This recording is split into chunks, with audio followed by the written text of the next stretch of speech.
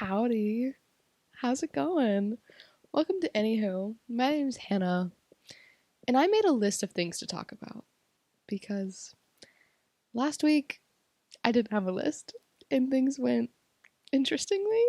I hope you enjoyed, hope you watched last week. I'm not even sure what I talked about. I'm not even really that positive. I'm just gonna jump right in. I decorated my background today.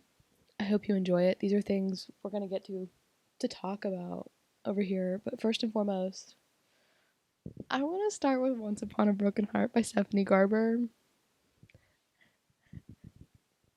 I was given this book at my grad party, even though I think it was actually my Christmas present. That's how my friendships go. I'm going to preface this by saying Once Upon a Broken Heart is Stephanie Garber's second series. The first one is Caraval.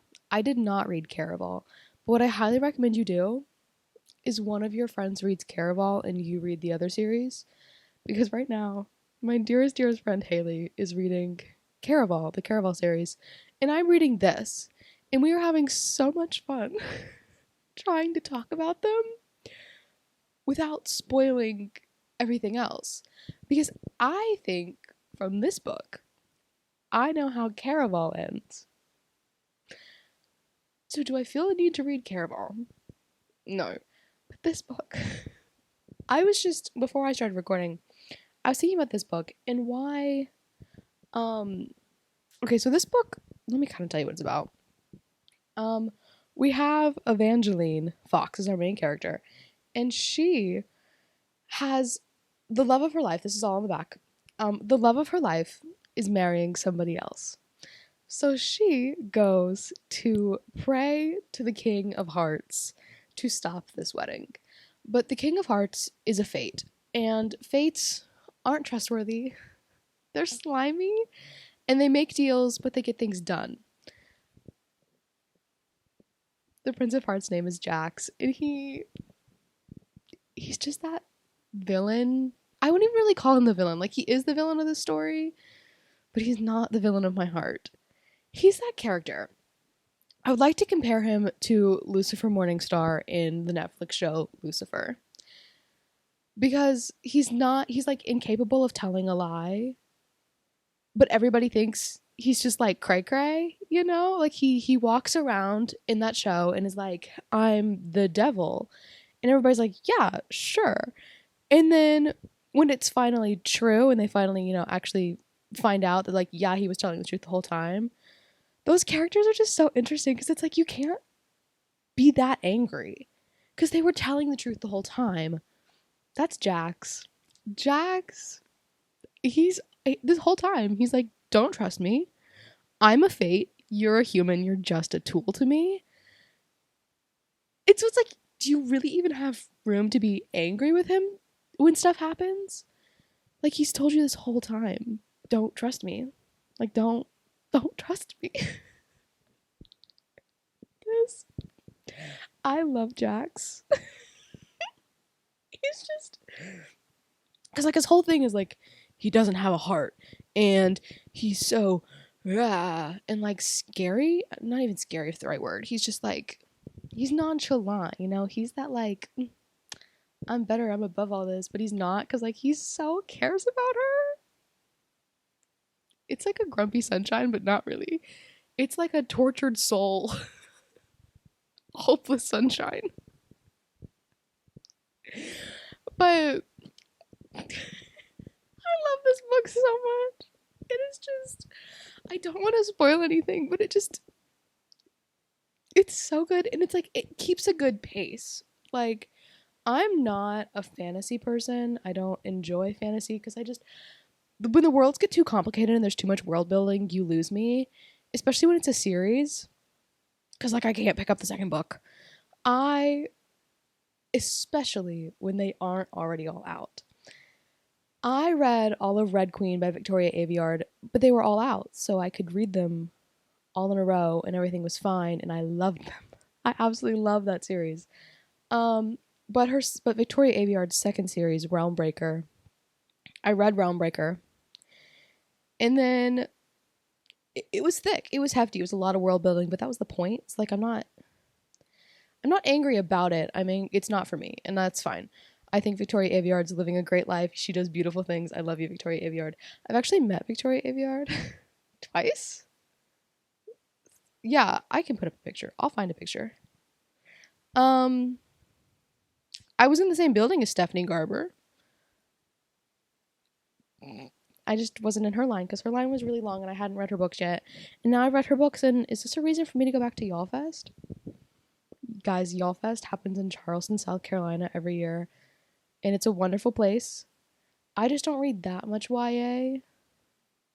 But if you read a lot of YA and you're into it and you live in a relative area of Charleston, South Carolina, I highly recommend it. It's every November. It's a great place. But Victoria Aveyard's second series, Realmbreaker. I read the first book. I read Realmbreaker. And then I think it was Blade Breaker was the second book. And I actually went to her book tour for that one. And I never read it. It's been on my shelf.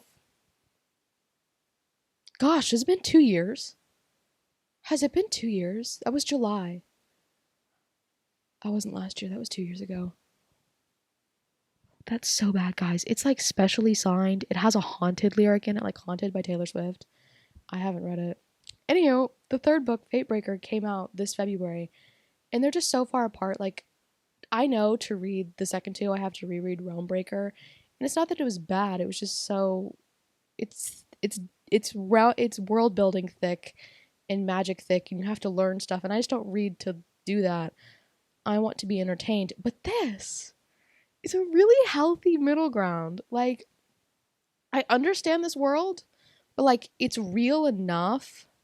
Like, there's just like, it's like a real world, but there's magic in it. But it's like a fictional world with magic in it. This is healthy fantasy for me. It's good for me. And I love this book. So, Saturday when I was on the phone, and me and my friend were trying to figure out how these books connected, we decided to go to Barnes & Noble on Sunday. And I was probably on page 100, 150 of this book, and I bought the sequel. I started this yesterday, the sequel, The Ballad of Never After, and it does not disappoint. This, Barnes & Noble actually did not have book 3. Book 3 is A Curse for True Love, and I'm really hoping that paperback's out because I really don't want to buy the hardback, but it came out last year. So I'm really hoping this is the Barnes & Noble exclusive edition, in case you were wondering why it's purple. But Jax is just being Jax, and Evangeline is angry at Jax. Even though, like, why are you angry? He told you the truth the whole time. That thing I was talking about, like, he never lied to you. He never said, please trust me. He said, don't. Don't, actually. He's self-serving. Just read them. If you really want a good time, a fun little book, please read Once Upon a Broken Heart by Stephanie Garber. They're beautiful. And yeah, otherwise, I'm really in the mood for gushy, cute rom-coms, summer rom-coms. If anybody has any recommendations below. I've put a lot of books on hold at the library, but it is summer, so I'm like number 50 in line for all of these books. I can tell you what books I've put on hold. Library. Go libraries. Libraries make the world go round. And my bank account still have money in it. Currently on its way to my bookstore. To my library is Small Things Like These by Claire Keegan, which actually is set in the winter, but it's so short. And I read Foster by Claire Keegan last summer, and it's just, there's something so satisfying about finishing a book in one day, because all of her books are like this big. I think Foster was literally like 92 pages, if we're lucky. But Small Things Like These, I totally, you know what has me reading Claire Keegan books? Is Jack Edwards. If you exist in the book internet world, Jack Edwards is amazing. He's the librarian of the internet. He's mostly on YouTube, and I love Jack Edwards. If you're out there, keep doing what you're doing. Keep doing what you're doing. You make me giggle. You make me have a good time, and you make me read Claire Keegan. Also on hold, I have Happily Never After by Lynn Painter. This Summer Will Be Different by Carly Fortune and Better Than the Movies, also by Lynn Painter. I'm going to enter my Lynn Painter era. I also want to read an Ellen Hildebrand brand. I just don't know which one's the best because there's a lot. There's a lot. I should ask my grandma. My grandma would know. My grandma is the OG book girly. I love my grandma so much. So much. Moving on to my sticky note of things to talk about. Let's talk about Taylor Swift. Let's talk about Taylor Swift, okay? Because that's the girly I am. I'm books, I'm Taylor Swift, I'm a pop girly, and I'm a race car girly, but we're not going to talk about race cars today. Maybe. It's the last thing on the list. If there's time, I'll talk about it. If not, I won't, okay? But Taylor Swift. Just had her shows in Edinburgh. One of those. I don't know which one's right. I think it's Edinburgh. And because it's so north in Scotland, I'm not going to say it again. In case I'm saying it wrong, I'd be embarrassed. Because it's so far north in Scotland, it's daylight for like 90% of her show. And the videos of her going, oh my gosh, I just watched somebody get engaged. Like, because she could finally see things happening in the audience. I don't know if you can hear all the ruckus happening around me right now, but there was so much going on right now. Okay, moving on. What was I talking about? Oh, Taylor Swift. And she was like, I just saw somebody get engaged. Because people have been getting engaged at her shows, which is a little weird to me, but you do you. And she's like, I just saw that happen because it was daylight and she could actually see these things happening. I love that. And then, speaking of things she could see, she was singing What If, Could Have, Should Have one night. And she just stops because something happened in front of her, like somebody needed help. And she's like, is somebody going to help them? Because I can see it. But she's still playing the guitar. She's like, I'll be here all night. I'll wait. And then she's pointing with the guitar and she's like, are we good? Are you okay? And she's like, okay. And she goes right back to singing the song. I'm like, the queen that you are. The queen that Taylor Swift is. What else did I want to say? Taylor Swift. Okay, the internet has decided that Taylor Swift is doing something this week because she has a show in Liverpool on the 13th, which is Thursday? Yes, it's Thursday in Liverpool. But that is her 100th show, and it's on June 13th. And June 13th is her half birthday. It's 6 months from December 13th. So that brings me to these back here. I grew up, the asylum where they raised me is the Taylor Swift School of Clownery. So is Reputation coming out next? Okay. Is Reputation Taylor's version on the horizon? Because let me tell you, every theory about Rep TV, I believe, every single theory, I was a strong Tokyo February Rep TV announcement clown, and then the Tortured Poets Department came out. And I would just like to say, I have listened to nothing else since the Tortured Poets Department came out. And I mean that. I realized this yesterday. I was like, I have not listened to any other song by Taylor Swift that is not on the 2-hour and 22-minute version of the Tortured Poets Department in 2 months. Like, and that's okay because it's so good. And I hated Tortured Poets when it came out. I absolutely hated it because I hate songs the first time I listen to them. They're just, like, my brain just has nothing familiar. So I'm just like, huh? What is this? This is why lead singles are incredible, guys. Lead singles. It gives people like me comfort in the middle of an album when I've listened to so much strange stuff. Just like, finally, there's a song I know. Anywho. Is Rep TV being announced this week? Or, join me in the clownery. Also in Edinburgh, Taylor Swift played Crazier. And if you, oh my gosh, stay. If you were a 2000s Disney kid, 2010s Disney kid is really what I am. But a 2000s into 2010s Disney Channel kid, You know Crazier?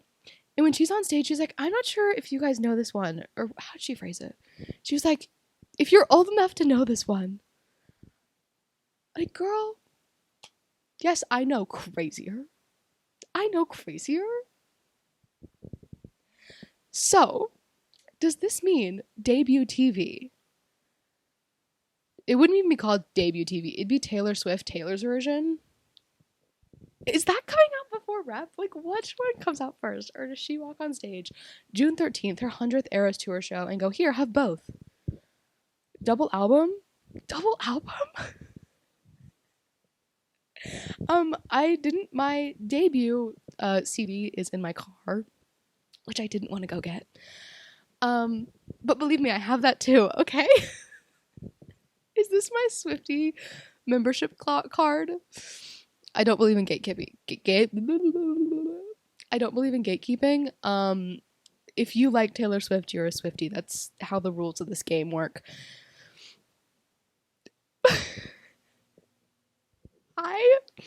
If Crazier is on debut, Taylor's version, and If You'll Always Find Your Way Back Home is on there, so help me.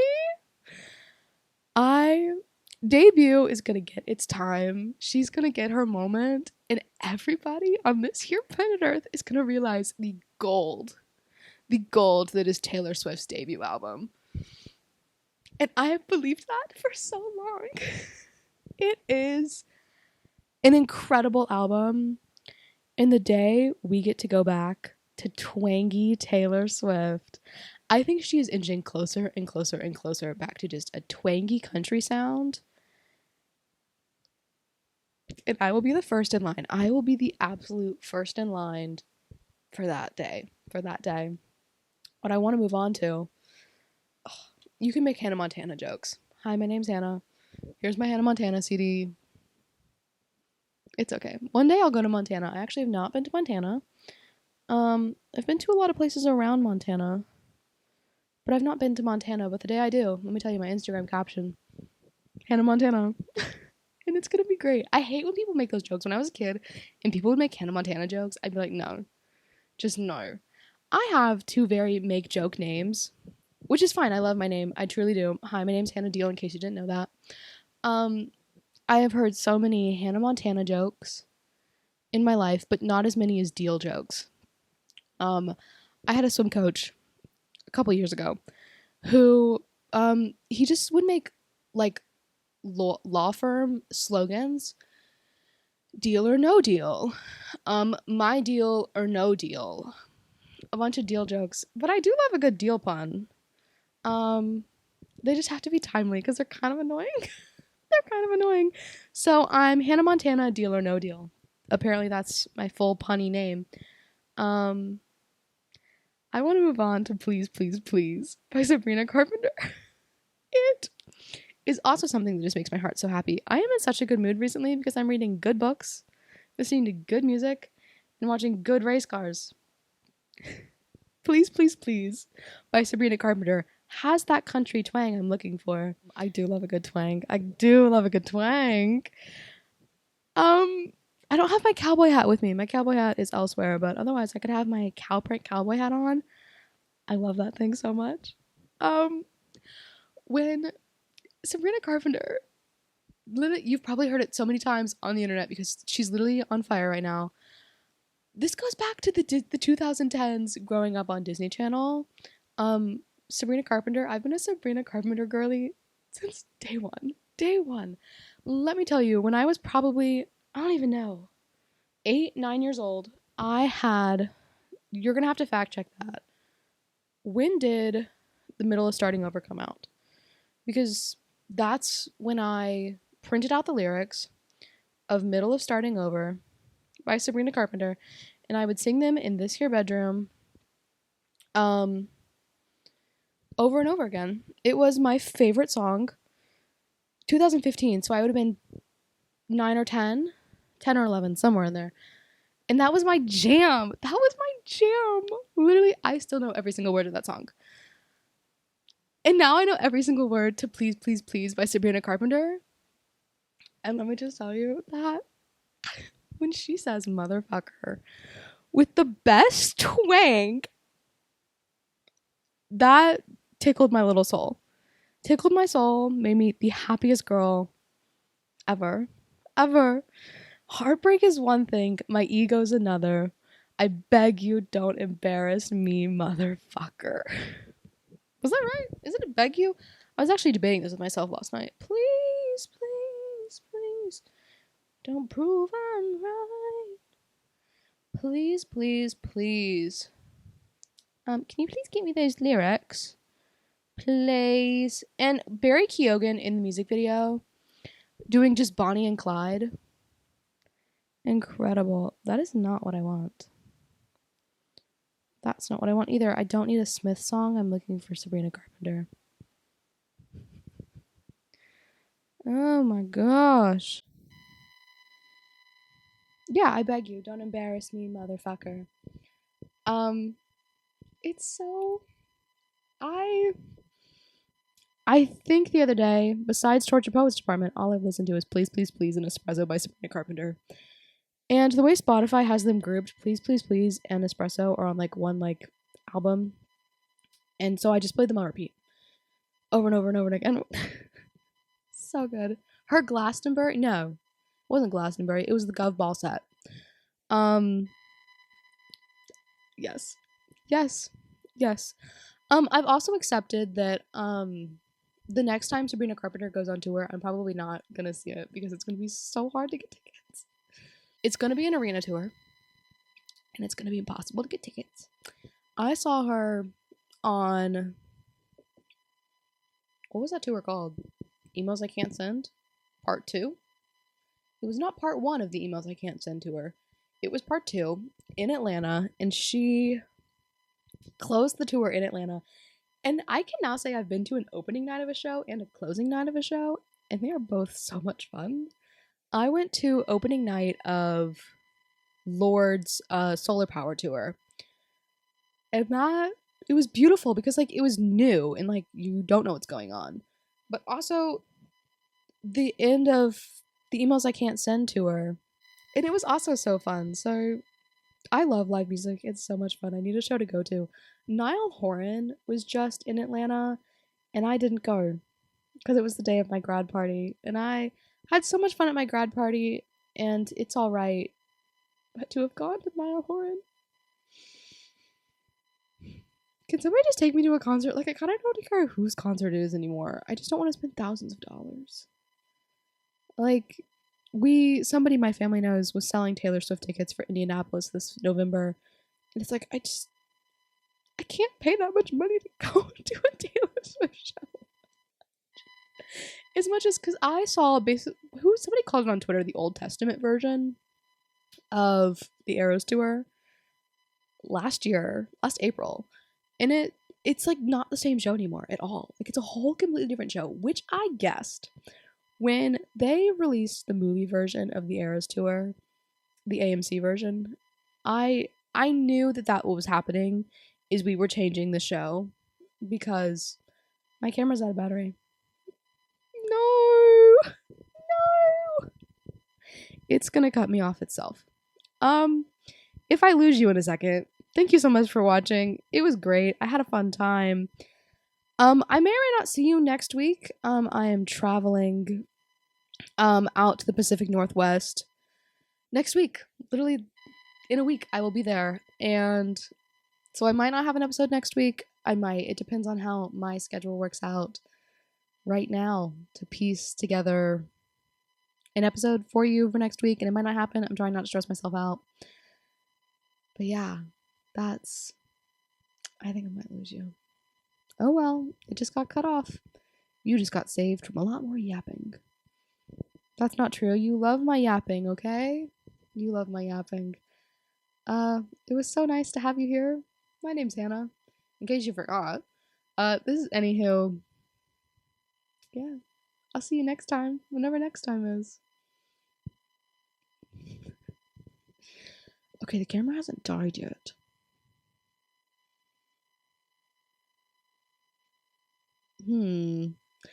If you watched the Canadian Grand Prix this weekend, it was absolutely epic. And if you didn't, you should go look into it because it was absolutely epic. Okay? Okay. I'll see you next time. Bye.